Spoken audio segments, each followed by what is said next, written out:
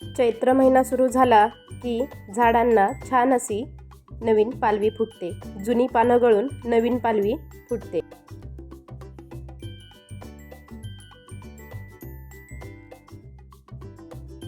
वर्षानुवर्ष ही रेसिपी फक्त रामनवमीसाठी बनवली जाते. रामनवमीचा प्रसाद म्हणून ही रेसिपी नैवेद्यामध्ये अगदी आवडीने बनवली जाते. खूपच पारंपरिक आणि चविष्ट अशी रेसिपी आज मी तुमच्यासोबत शेअर करणार आहे. नमस्कार, मी ज्योतीज रेसिपी मराठीमध्ये तुम्हा सर्वांचं हार्दिक स्वागत. तर रेसिपीला सुरुवात करूया. मी इथं चण्याची डाळ घेतलेली आहे. ही घरची चण्याची डाळ आहे.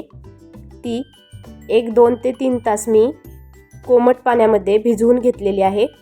बघू शकता अशा प्रकारे ही डाळ भिजवून घ्यायची आहे.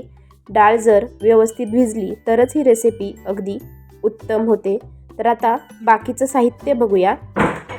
मी इथं कोथिंबीर घेतलेली आहे, बारीक चिरलेला कांदा, मिरची, जिरं, हळद, धने पावडर आणि लसूण, मीठ आणि तेल. तर आता एका मिक्सरच्या जारमध्ये ही भिजवलेली चण्याची डाळ घालायची आहे. डाळ भिजण्यासाठी कोमटच पाणी करायचं आहे, म्हणजे डाळ लवकर भिजले जाते आणि व्यवस्थित वाटली जाते. आता याच्यामध्ये हे मिरची हिरवी, जिरं, हळद, लसूण आणि थोडासा हिंग देखील तुम्ही याच्यामध्ये घालू शकता. इथं चवीपुरतं मीठ आणि धने पावडर घातलेली आहे, थोडीशी कोथिंबीर. आता हे मिश्रण अगदी व्यवस्थित आपल्याला बारीक वाटून घ्यायचं आहे.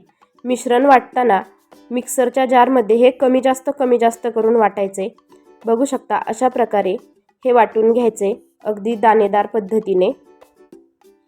जास्त ही बारीक पेस्ट करायची नाही. आता चूल छान पेटलेली आहे.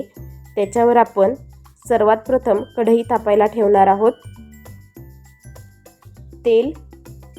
आता तेल व्यवस्थित तापलं, याच्यामध्ये आपण मोहरी घालणार आहोत.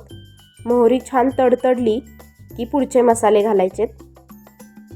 म्हणजेच आता घालणार आहोत आपण याच्यामध्ये कांदा बारीक चिरलेला. तुमच्या आवडीनुसार तुम्ही कांदा कमी जास्त करू शकता. या बेसनामध्ये कांद्याचा वापर खूप चांगल्या प्रकारे केला जातो, तरच हे बेसन अगदी व्यवस्थित लागतं. आता याच्यामध्ये व्यवस्थित प्रकारे हा कांदा शॅलो फ्राय झालेला आहे. आता हळद, जिरे घालून एकदा व्यवस्थित मिक्स करून घेऊया आणि केलेलं मिश्रण घालूया डाळीचं. आता हे छान प्रकारे व्यवस्थित परतून घेऊया. आता काही ठिकाणी हे बेसन उकडून देखील घेतलं जातं, पण मी तुम्हाला न उकडता हे बेसन बनवून दाखवत आहे, कसं मोकळं सुटसुटीत होतं. आता काय करायचं आहे, थोडंसं तेल घालायचं. 1-2 ते 3 मिनटं छान परतून घ्यायचं, मग तेल घालायचं आणि 5 ते 7 मिनिटांसाठी हे झाकण ठेवून याच्यावर घेणार आहोत आपण, म्हणजे हे बेसन अगदी व्यवस्थित फुलून निघेल. आता चुलीचा जाळ मी पूर्ण कमी केलेला आहे. तर बघू शकता कसं मोकळं सुटसुटीत हे बेसन तयार झालेलं आहे. कुठलाही तामझाम न करता हे बेसन तुम्ही नक्की ट्राय करा. अजिबात बाहेरचं काहीही सामान लागत नाही याला. अगदी घरगुती साहित्यांमध्ये हे बेसन तयार होतं. तर तयार आहे मस्त असं हे रामनवमीसाठी मोकळं बेसन. तुम्हाला ही डाळ शिजली आहे हे कसं समजणार, तर ते चमच्याच्या साहाय्याने असं मिक्स करून घ्या, किंवा डाळीचा रंग बदलला आणि ती छान कोरडी झाली की समजून जा बेसन अगदी व्यवस्थित शिजलेलं आहे. आता याच्यावर भरपूर अशी चिरलेली कोथिंबीर घाला तुम्ही, किंवा याच्यावर तुम्ही सुकं खोबरं, ओलं खोबरंसुद्धा किसून घालू शकता आणि सर्व करा. इतकी छान ही रेसिपी आहे की अगदीच पाहताच तोंडाला पाणी सुटेल. आणि ही रेसिपी बनवताना जर तुम्ही लोखंडी कढईमध्ये बनवली तर त्यामुळे त्याला एक वेगळीच चव येते.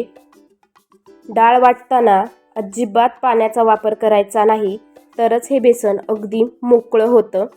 तर तयार आहे मस्त अशी ही रामनवमीसाठी स्पेशल मोकळे बेसनाची रेसिपी. तर तुम्हाला कशी वाटली मला कमेंट करून सांगायला अजिबात विसरू नका. आणि ही रेसिपी येणाऱ्या रामनवमीसाठी तुमच्या देखील घरी नक्की ट्राय करा. प्रभू श्री रामांना हा नैवेद्य या रामनवमीला नक्की दाखवा.